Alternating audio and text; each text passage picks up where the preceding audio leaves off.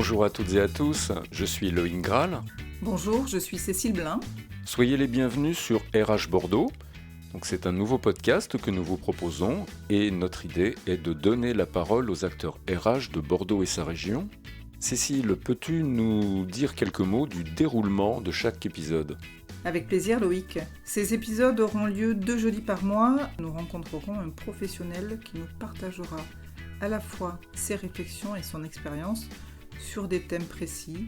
Donc j'imagine que nous aurons une liste fournie, aussi bien dans les thèmes classiques des ressources humaines que dans des thèmes plus novateurs appartenant à l'actualité.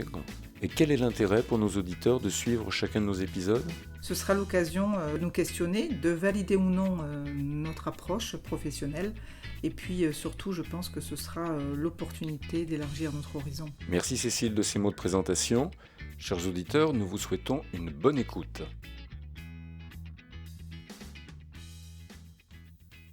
Dans cet épisode, nous allons aborder le second volet de nos échanges avec Transitia Solutions Emploi. Nous allons parler de RSE, comprendre son appropriation et découvrir qu'une PME régionale peut rivaliser dans ce domaine avec des noms du CAC 40. Nous sommes en compagnie de Patrick Rioux, fondateur de Transitia. Bonjour Patrick. Bonjour. Et de Laurence Ducos, sa responsable marque employeur. Bonjour Laurence. Bonjour Loïc, bonjour à tous. Alors je vous propose une première question très générale.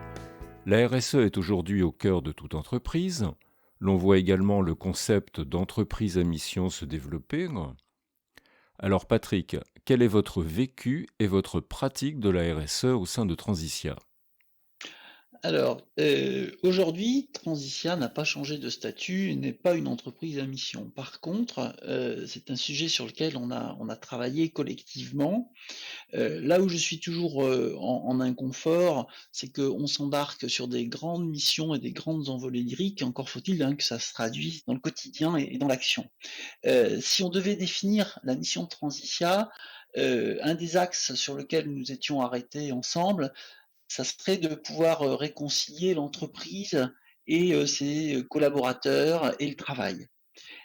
Ou de réconcilier les collaborateurs avec l'entreprise à travers ce vecteur du travail. Puisque ça passe bien par différentes formes de contrats, mais en tout cas, c'est se réconcilier. Donc réconcilier, ça veut dire se mettre en phase, et ça veut dire pouvoir construire une collaboration pérenne finalement. Alors, concernant la RSE, vous avez très tôt été labellisé Lucie. Alors, c'est un très joli nom, ça nous change peut-être des labels AFNOR et autres. Quelle est la spécificité de ce label ? Pourquoi l'avoir choisi ? Et quel est son apport pour Transitia Solutions Emploi ? Alors, Lucie, en effet, c'est une vieille histoire entre Lucie et Transitia, puisque la première labellisation, qui a été renouvelée plusieurs fois depuis, date de 2013. Alors, moi, je suis un traumatisé de la qualité dans ces premières années, où on mettait en place des procédures et où l'important n'était pas le sens, mais était le respect de la procédure. Fort heureusement, ça a beaucoup, beaucoup évolué. Maintenant, donc moi, je cherchais un label qui soit pragmatique, adapté à notre taille et qui soit dynamique.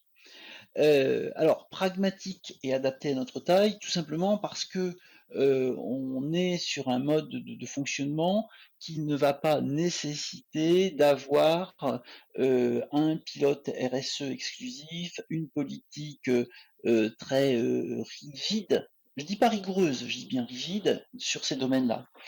Et donc avec un modèle qui sera plus adapté au monde de la PME, auquel nous appartenons. Le deuxième point et qui me semble le plus essentiel, c'est que c'est un label exigeant, mais c'est aussi un label dynamique. En d'autres termes, sont évalués non seulement le niveau où nous sommes arrivés par rapport à tel ou tel point du référentiel ISO 26000, mais aussi seront évalués par le comité de labellisation les engagements que nous allons prendre pour, eh bien encore, toujours progresser dans cette logique d'amélioration continue. Et ces engagements, lors des évaluations intermédiaires ou des renouvellements, puisque ça se fait tous les 18 mois et tous les 36 mois, eh bien ces engagements seront réexaminer donc après ces différents laps de temps pour voir si en effet on a mis ça en place et si on a encore franchi une marche.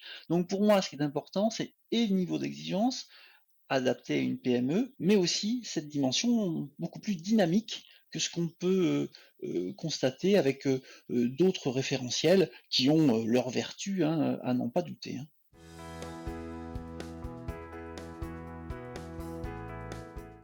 Le plus important, ce n'est pas tant l'obtention de la certification, du label, mais que le chemin qui y mène. Et j'imagine que c'est aussi une démarche qui a du sens par rapport aux intérimaires que vous déléguez. Pour eux, une démarche RSE, ça peut être quelque chose d'un petit peu nébuleux. Comment ça se concrétise dans l'expérience de collaboration avec Transitia et quel est leur niveau d'intelligibilité finalement sur la démarche RSE? Alors très clairement, expliquer à un candidat ou à un salarié intérimaire que nous sommes dans une démarche RSE et s'arrêter là, ça n'a aucun sens. Ça commencera à prendre du sens dès lors que ça va se traduire par des actes. Concrètement, pour un salarié intérimaire, ça va vouloir dire quoi? Ça va vouloir dire, ou un candidat sur un recrutement en CDI évidemment. Ça va vouloir dire rencontrer les personnes et prendre réellement en considération leurs projets, leurs attentes. Ça va vouloir dire leur faire un feedback, bien des évaluations, des tests, faire un feedback aussi bien des présentations de leur candidature et autant que faire se peut réussir à leur expliquer pourquoi elles ont été retenues mais aussi pourquoi elles ne l'ont pas été. Ça va être également travailler sur leur employabilité, mais là je laisserai Laurence nous parler de ce que l'on fait sur ce domaine-là, mais d'une manière encore plus opérationnelle, ça va être en capacité de leur parler du poste avec ses côtés intéressants, mais aussi parfois ses côtés ingrats, et ne pas survendre les postes. Ça sera aussi par les sécurités, être bien au fait sur tout ce qui va être prévention au niveau sécurité, tout ce qui va être procédure à respecter, puisqu'en fait, je pense que ça commence par là, hein, déjà s'assurer de l'intégrité physique de chacun. Et puis enfin, je dirais que ça va être sur toute la partie ensuite de la relation, par exemple durant le contrat, par rapport à une vision intègre et rigoureuse au niveau des salaires, etc. Et en règle générale, être dans une relation de transparence, c'est-à-dire être en capacité non seulement de donner envie de travailler et d'aller dans telle ou telle entreprise, mais aussi d'expliquer là où ça sera dur, là où ça sera facile, là où il peut y avoir des difficultés. En tout cas, être dans la transparence et l'échange. Et moi, ce qui m'intéresse, ça n'est pas tellement que les candidats nous disent ou les salariés intérimaires nous disent Transitia fait de la RSE. Ce qui m'intéresse, c'est que la RSE de Transitia fasse que les candidats soient contents de travailler avec nous. C'est quand même ça avant tout. La RSE, c'est un levier, c'est un moyen, c'est pas une fin en soi. Merci pour tous ces éclaircissements, Patrick, parce que c'était vraiment utile. Ça nous montre quels sont les plus et que la RSE va très au-delà de ce qu'on peut, au premier degré, un peu en penser, un simple verdissement. Ah bah oui, nous récupérons les cartouches d'encre. Ah oui, nous recyclons les emballages de boîtes de gâteaux et les canettes de soda. Donc on voit bien que une RSE bien comprise On le fait aussi, hein. Oui, vous le faites aussi, c'est le côté E, mais ce côté un peu environnemental de recyclage des petits effluents du tertiaire n'est pas l'alpha et l'oméga de votre démarche. Alors, vos clients, j'imagine, sont sensibles aussi à votre démarche RSE. Pour vous, c'est un véritable avantage concurrentiel, c'est vraiment pris comme tel, ça vous différencie peut-être des autres acteurs de l'emploi sur la place de Bordeaux? Alors, l'objectif, c'est de cultiver notre singularité. Est-ce que cette singularité, on la cultive à travers la RSE? Nos clients, sont, aussi, comme nos salariés ou nos candidats. Je pense pas que ce soit l'étiquette RSE qui fasse la distinction. Ça y participe évidemment. En même temps, si on fait de la RSE uniquement pour, d'une manière basique, développer son chiffre d'affaires, je pense qu'on fait fausse route parce que la démarche est beaucoup plus globale. Ceci dit, on se rend compte dans la typologie de nos clients, avec ceux qui nous font confiance depuis des années, sont souvent des clients qui vont nous ressembler justement dans ce type de préoccupation, qui vont nous ressembler dans ce type d'objectif. Je pense que la RSE nous permet de nous singulariser, mais pas que. Il y a d'autres leviers, mais c'est plus un état d'esprit et aussi une démarche d'amélioration. Quel que soit le levier, c'est avant tout une démarche de co-construction, d'amélioration continue. Pour moi, ce sont vraiment les choses importantes. Et donc finalement, c'est plus un levier de fidélisation. Je pense plus un élément de fidélisation que de conquête, entre guillemets.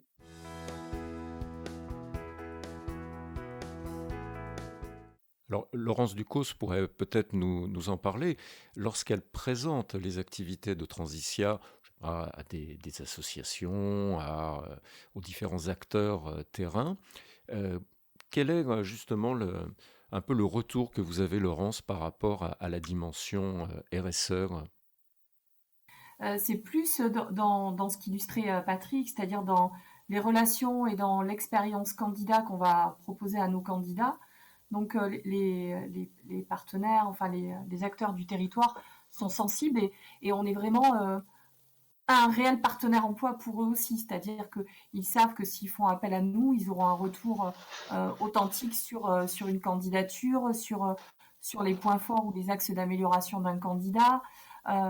Donc c'est plus ça qui va être mis en avant plutôt que l'étiquette effectivement RSE qui est peut-être difficilement intelligible ou compréhensible par tous. Oui, qui reste un petit peu conceptuel. Alors, il y a ce besoin de retraduire sur des actes.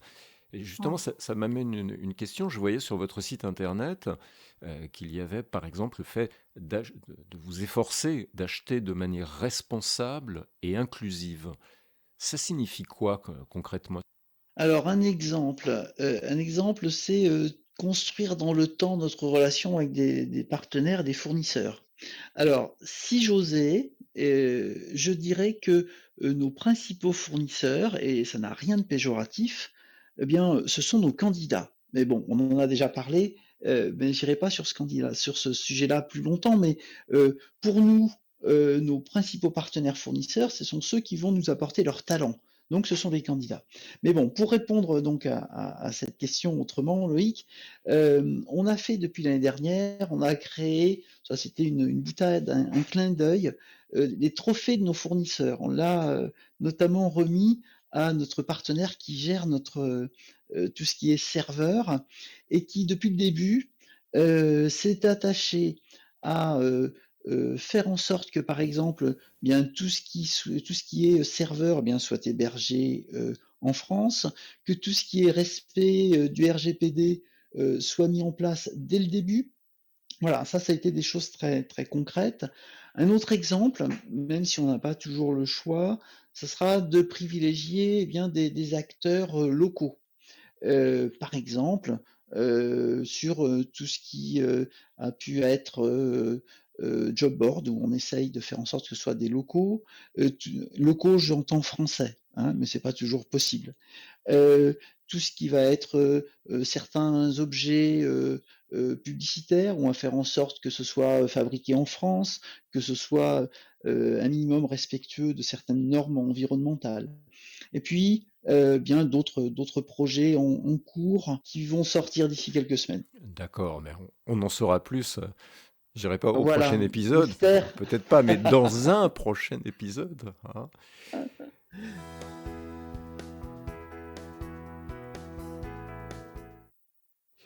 Pour surfer sur cette dimension de responsabilité sociétale et environnementale, alors j'ai vu que Transitia est nominé au trophée RSE qui vont être décernés en fin d'année, aux côtés d'autres finalistes. Est-ce que vous pouvez nous dire qui organise ce concours, combien de collègues / concurrents vous avez, et quelle est un petit peu la signification de cette nomination au trophée RSE pour Transitia Solutions Emploi?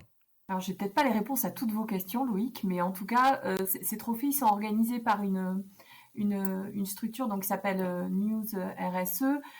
C'est un club d'entreprises responsables. Cette organisation publie des guides pour les entreprises, pour les services RH. Et donc, ces trophées, ça a lieu une fois par an. Et on a donc candidaté. Il y a plusieurs piliers sur lesquels s'appuient ces trophées. Et donc, nous, on a candidaté dans 2 catégories. Donc, une catégorie TPE, PMI et une catégorie engagement sociétal. Ce process se déroule au niveau national ou au niveau régional? Au niveau national.